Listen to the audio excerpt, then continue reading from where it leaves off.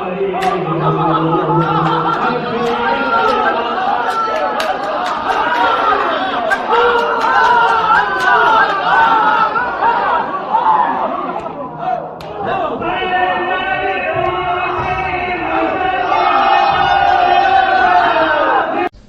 أم المؤمنين أم عبد الله عائشة رضي الله عنها قالت: قال رسول الله صلى الله عليه وعلى آله وسلم: من أحدث في أمرنا هذا ما ليس منه فهو رد. رواه البخاري ومسلم. وفي رواية لمسلم: من عمل عملا ليس عليه أمرنا فهو رد. أخرجه البخاري ومسلم. أخرجه مسلم ورواه البخاري معلقا في كتاب البيوع مع الفتح، وفي كتاب الاعتصام وفي كتاب الاعتصام بالكتاب والسنة باب إذا اجتهد العامل أو الحاكم فأخطأ إلى آخره. رواية میکنه از ام المؤمنین ام عبدالله عایشه رضی الله عنها، مادر مؤمنها، مادر عبدالله حضرت عایشه. یگون فرزند شدگی نیست حضرت عایشه مادر ما. این کنیه را برای خاطر آن گرفتند که عبدالله این پسر خواهرشان است، عبدالله بن زبیر است. گفت رسول الله صلی الله علیه وسلم فرمود: کسی در دین ما یگون چیزی را ایجاد کند، این درباره همون انسان رفته شده است که خودش یک بدعت سر میکند. فهمیدید؟ درباره همون خودی مبتدع است. یک کاری را ایجاد کند که لیس منه، همون کاری وای کرده ایستادگی از دین نیست، فهو رد، ان همون کارش چی میشد؟ مردود علیه میشد، به مقابل خودش رد میشد، یعنی قبول نمیشه، غیر مقبول میشه. این حدیث بخاری و مسلم به همین لفظ روایت کردند و در روایت مسلم با دیگر لفظ هم آمده است که من عمل عملا، کسی یک عمل را انجام دهد، این اکن گرچنده که خودش تشکیل کننده همون کار نه، داداش کرده، باباش کرده و گذشتگانش کردند. کسی یک کار را کند که لیس علیه امرنا، به همون کارش امر ما نیست، دین ما مثلا به او فرمودگی نیست، انا همون انسانم عملی کردگیش چیه؟ رد است، یعنی غیر مقبول است. فهمیدید معنی گپ چیه؟ معنی گپ اون است که بعضی آدم ها خودش مبتدع هستند، بعضی آدم ها هستن که من نکردم میگو، همون گذشتگی کردن او بول به سری ویا میگو من کردم میگم. نه، این روایت در سر این انسان ها میشه. فهمیدید؟ وقال الشارح الشيخ العلامة صالح بن فوزان حفظه الله تعالى قال: عن أم المؤمنين أم عبد الله عائشة رضي الله عنها، از مادر مؤمنها مادر عبدالله عائشة رضي الله عنها روایت میکنن: هي أم عبد الله أم المؤمنين عائشة بنت أبي بكر الصديق، وی مادر عبدالله هست، مادر مؤمنها حضرت عایشه دختر ابی بکر صدیق، و هي لیس لها اولاد، این فرزند نداشته بود، ولکنها کنیت به ام عبدالله، ولی وی را به ام عبدالله کنیه گذاشته شد، داده شد، لانها خالة لعبدالله ابن الزبیر، چون که وی خالی عبدالله ابن زبیر می شود، فکنیت به، بس به همین نام عبدالله وی را کنیه داده شد. لأن الخالة بمنزلة الام، شیخ میفرماید که چون که خاله به منزله و به مرتبه مادر است، و هي الصدیقة بنت الصدیق احب ازواج النبی صلی الله علیه و علی آله و سلم الیه، او صدیقه دختر صدیق است، از همه محبوب ترین ازواج پیغمبر علیه الصلاة والسلام به او. قالت فرمود: قال رسول الله صلی الله علیه و علی آله و سلم، پیغمبر علیه الصلاة والسلام فرمود: من احدث فی امرنا، کسی در دین ما یگون یعنی یک چیزی نوآوری را آورد، هذا در همین دین ما لیس، همون چیز از دین نباشد، ما لیس منه فهو رد. قال رسول الله صلی الله علیه و علی آله و سلم، فرمود رسول الله صلی الله علیه و سلم فرمود، یعنی گفت من احدث فی امرنا هذا، کسی در این دین ما یک چیزی را ایجاد کند ما چنان چیزی باشد که لیس منه، از دین نیست، فهو رد و رد است علیه. قول پیغمبر علیه الصلاه و السلام که فرمود من احدث فی امرنا ای فی شرعنا، در شریعت ما ایجاد کند. و احدث یعنی اوجد عبادتا، یک عبادتی را ایجاد کند که لم یکن لها دلیل من کتاب الله و سنت رسوله صلی الله علیه و سلم، که برای اون عبادت ایجاد کرده و یگان دلیل نباشد از کتاب الله و سنت رسولش صلی الله علیه و سلم. لان العبادات توقیفیه، چون که عبادت ها اینا چند توقیفی هستند. یعنی توقیفی معنای گپ همین که هیچ کس از پیش خود چیزی را ایجاد کردن حقوق ندارد. لا يعمل الا بما دل عليه الدلیل منها، عمل کردن نمیشود مگر به همون چیزی که نسبت آن دلیل آمدگی باشد، منها یعنی که از همون چیز، از عبادت ها. اما ما لم يدل عليه دلیل، اما اون چیزی که دلیل نداشته باشد، یگون دلیل دلالت نکند، فإن الله لم يشرعه، الله او را شرعی گرداندگی نیست. و من تقرب الى الله بشيء لم يشرعه فهو مبتدع محدث في الدين ما ليس منه. و کسی به الله نزدیک شود به یگان چیزی لم یشرعه، الله تعالی و یعنی که شرعی نگردانده باشد، در شریعت نشون دادگی نباشد، همون کس مبتدع می شود، نوآور می شود در دین، آن چیزی را که لیس منه، از دین نیست. و عمله مردود علیه، کارای کردگی سادگی وی مردود، یعنی مردود می شود علیه او، لا یقبل عند الله سبحانه و تعالی، در پیشگاه الله سبحانه و تعالی قبول نخواهند شد. هم خلاص، لأن العبادة وسائر الأعمال لا تصح إلا بشرطين، چون که عبادت و دیگر اعمال درست نمیشوند مگر با دو شرط. الأول الإخلاص لله عز وجل، شرط يكم إخلاص برای الله عز وجل. الثاني المتابعة للرسول صلى الله عليه وسلم، پیروی از رسول صلى الله عليه وسلم. ولو أن الإنسان جاء بعبادات محدثة ليس فيها شرك أبدا كلها خالصة لله ولكنها ليست من شريعة النبي صلى الله عليه وسلم فهي بدعة مردودة لا تقبل.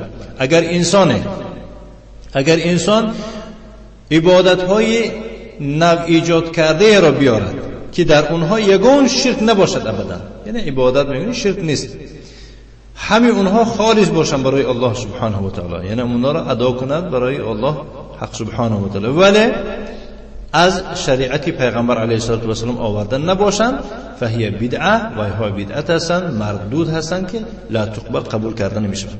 فلا يقبل العمل الا بهذين الشرطين، عمل را قبول کردن نمیشود مگر با این دو شرط.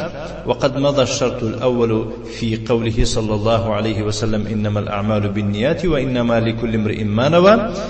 و شرط یکم گذشت از قول پیغمبر علیه الصلاه و السلام، جزی نیست که اعمال با نیت وابسته اند، همه عمل ها و برای هر یک انسان همان است که نیت کرده باشد، تخریجش گذشت. فهذا شرط الاخلاص، این شرط اخلاص بود. و اما شرط المتابعه فهو في هذا الحديث، اما شرط پیروی از پیغمبر در کجا آمده است؟ در این حدیث آمده است. من احدث فی امرنا ما فی امرنا هذا ما ليس منه فهو رد، کسی در این دین ما، در این شریعت ما چیزی را ایجاد کند که از همون شریعت نباشد، از همون نباشد و رد است. قوله فهو رد ای مردود علیه، و مقابل خودش او را رد کرده می شود. لا یقبل عند الله سبحانه و تعالی، در پیشگاه الله تعالی قبول کردن نمی شود. مهما اتعب الانسان نفسه فيه، انسان چقدر که در همون خودش عذابم دادگی باشدم. و مهما خلصت نیته فيه، در همون کار چقدر که یعنی نیت او خالصم که باشد. فلا ينظر الى صلاح النیة و حسن القصد بل لابد من المتابعه.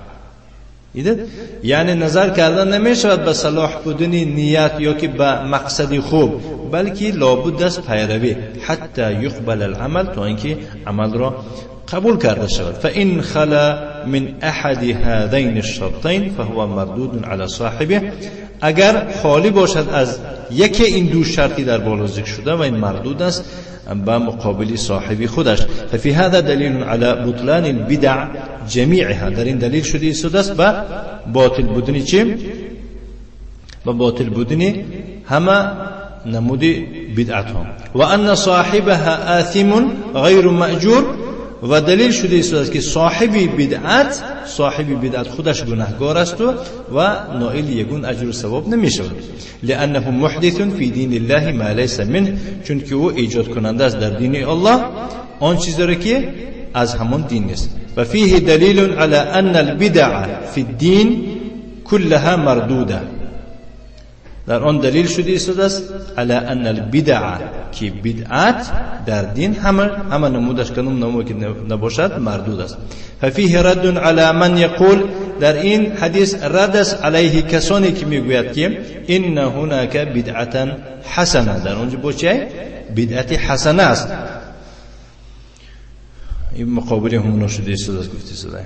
والرسول صلى الله عليه وسلم يقول في الحديث الآخر، در دیگر حدیث می فرماید که فإن كل محدثة بدعة، البته تمام چیزی نوآوری بدعت است، و كل بدعة ضلاله، و تمام بدعت چی است؟ ضلالت و گمراهی است. نعم. ورد هذا اللفظ في خطبة الحاجة، در خطبه حاجت اومده بدستین التي كان يقولها النبي صلى الله عليه وسلم بين يدي حاجته، پیغمبر علیه الصلاه والسلام اینه در پیشگاه حاجتش همینه، یعنی یگون حاجت بیان میکرد میگفت همینه ذکر میکرد. اخرجها مسلم مختصرة من حديث جابر ومن حديث ابن عباس رضي الله عنهما، ووردت مطولة ومختصرة. این حدیث هم دراز اومده است هم کوتاه اومده است من حديث ابن مسعود عند الامام احمد في المسند وابي داود في سننه والترمذي في سننه والنسائي في الكبرى، صغران داره كبران داره، وابن ماجه، ولشيخ الإسلام ابن تيمية رحمه الله شرح لها في جزء لطيف تبعته دار الأضحى بالأردن، كما ورد في حديث العرباض بن سارية الذي أخرجه أبو داود والترمذي وابن ماجه وأحمد والدارمي والطبراني في الكبير وابن حبان والحاكم في المستدرك والبيهقي في الكبرى. يعني حديثك گفتیم که فإن كل محدثة بدعة وكل بدعة ضلالة. و هذا يقول، این باشد چی؟ میگوید که هناك بدعة حسنه، در اونجا بدعتی حسنه است. فهذا مخالف لقول الرسول صلی الله علیه و این مخالفی قول پیغمبر علیه الصلاه و السلام است. فليس هناك بدعة حسنه، در اونجا یگان نمودی بدعتی نیست که با حسنه باشد. و انما البدع كلها سیئة و مردودة بنص الحديث، و جز این است که بدعت ها همشون بد هستن، مردود هستن، غیر مقبول هستن با نص حدیث، یعنی با متن حدیث. لكن هؤلاء يحاولون اجازه البدع و تحسینها، ولی اینها باشن حرکت و کوشش میکنن جایز گرداندن بدعت ها را و ها را نکو پین داشتن و یا را مثلا نکو گردوندن، یعنی بدعت حسنه کردن، نامگذاری کردن. فیقولون عن بدعت الاحتفال بمولد النبی صلی الله علیه و و مثلا میگن درباره بدعت جشن گرفتن مولد پیغمبر علیه الصلاه و السلام انها بدعت حسنه، میگن که این بدعت حسنه است لانها دلیل على حب الرسول صلی الله علیه و چون که این چی دلالت به محبت رسول صلی الله علیه و کرده ایستاده است. فعلى قولهم هذا يكون ابو بكر وعمر وعثمان وعلي واكابر الصحابه لا يحبون الرسول صلی الله علیه و به قول اینها رو میگن گویا که ابو بکر و عمر و عثمان و علی و دیگر بزرگان صحابگان پیغمبر علیه الصلاه و السلام دوست نمی داشته بودند، لانهم لم يقيموا المولد، چون که با تشکیل نمیکردن مولود را. بل القرون المفضله كلها لا تحب الرسول، بگفتی و یارم نه فقط این صحابگان بلکه در تمام عصر بزرگ گذشتگی همشون رسول الله را دوست نمی داشتند. چرا؟ لانها لم تحتفل بمولد عیسی، چون که ویا جشن نمی گرفتن یا که نگرفتن مولد رسول صلی الله علیه و سلم را. فليس احداث البدع دلیلا على محبه الرسول صلی الله علیه و سلم، بدعت ایجاد کردن این دلیل به محبت رسول صلی الله علیه و آله نیست، بل ذلك دلیل علی بغض، برعکس این دلیل به بدبینی پیغمبر است. چرا؟ لأن من كان يحب الرسول صلی الله علیه و آله فإنه يتبعه، چون که کسی که دوستدار رسول صلی الله علیه و سلم است و پیروی از آن میکند، ولا یخالفه، به اون مخالفت نمیورزد، ولا یحدث البدع، بدعت ها را ایجاد نمیکند. قال شاعر گفت است که لو کان حبک صادقا لاطعته ان المحب لمن يحب مطیعه، اگر محبت تو صادق باشد، صادق میبود، البته تو را اطاعتش میکردی، چون که البته محب دوستدار برای کسی که دوستش می‌دارد اطاعت کنه است. ينسب هذا البيت للإمام عبد الله بن مبارك به همون کس نسبت داده می‌شود، المتوفى سنة 81 و 100، 181 سال وفات کرده.